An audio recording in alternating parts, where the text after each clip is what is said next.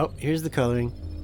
I like to pick a really bright, contrasty color, one that contrasts to not only the background, but also the inks. So that makes it really easy to see any space that might be between the black ink and the colored section.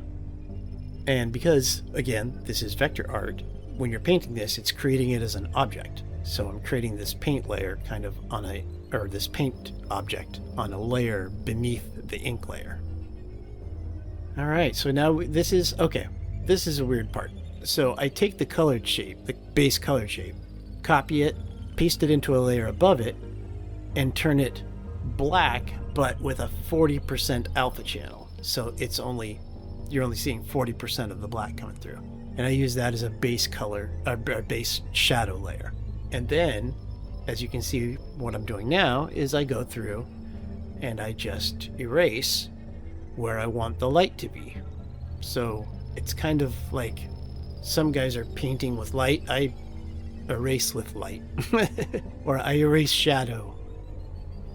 And it also makes it really easy to see where your light sources are. So this is the technique I'll do to set up my primary light source, which for this character is coming from directly below. So I'm going through and I'm illuminating the areas that are obviously pointing straight down. What that does, though, is it leaves the shadowed areas up on the top, which is where I will go in later to put in the secondary colors. Now, the secondary colors from the secondary lighting is always a much lighter lighting effect, and so it sits on top of the blacks, unlike the primary light, which cuts through the blacks.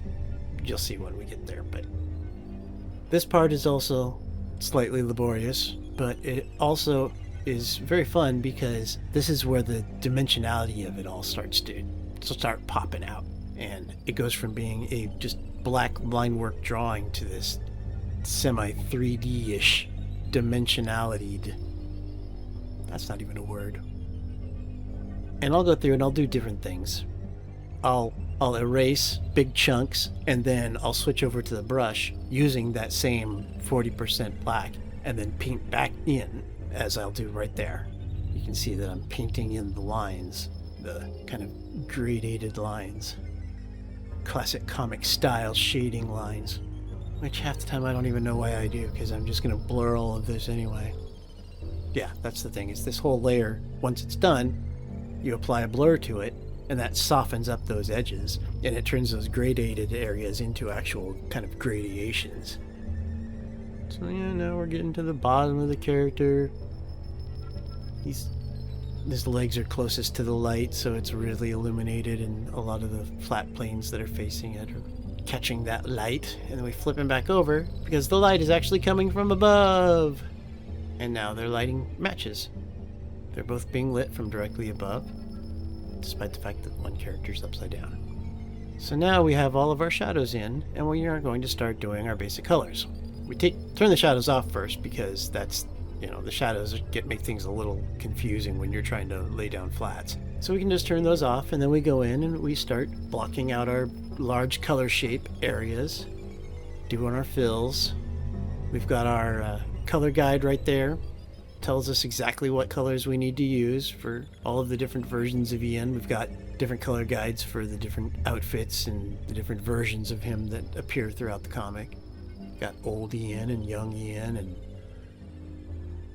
spacesuit Ian and this suit Ian and all sorts of stuff. Luckily, the aliens usually only have one. And flatting is one of those processes that everybody complains about in comics. Nobody likes to do the flatting. Even colorists hire other people just to do the flats for them. And, I can understand why. It's in most other programs. If you go the traditional route with, like, Photoshop or Procreate, yeah, flatting sucks, but Flash makes that just so much easier.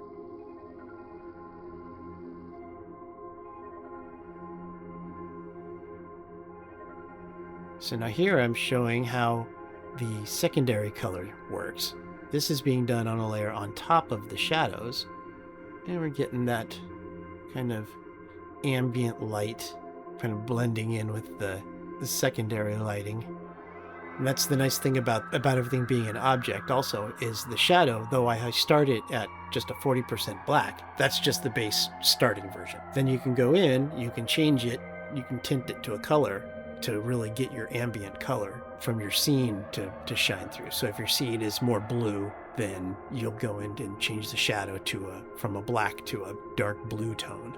And because it's translucent, it's at a 40%, which you can raise or lower depending on how intense you want the shadows to be. It just automatically changes all of the values of the colors beneath it automatically. So we go through and we paint on with the colors, just like we do with inks. Now we're gonna go in and we're gonna color us up some creepy alien. Sometimes I have a color scheme, sometimes I already have a pre-colored version, and I'll just go in and pull the colors from one version and stick them on the other. This guy obviously doesn't have a very intense color setup, so the smaller version is obviously going to be much simpler. So in the larger version I'll add some details,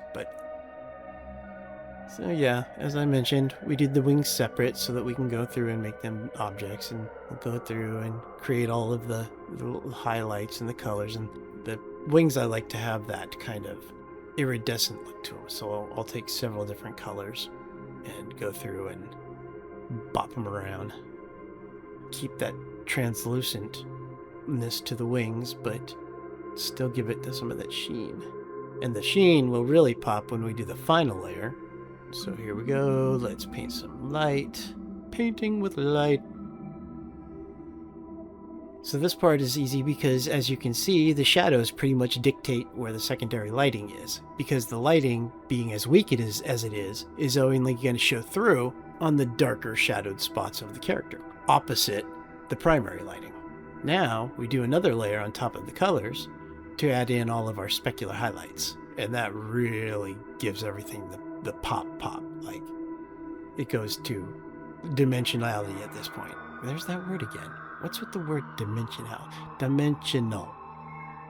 So we go through, and this is actually painting with light because it's just taking about a 75% opacity white.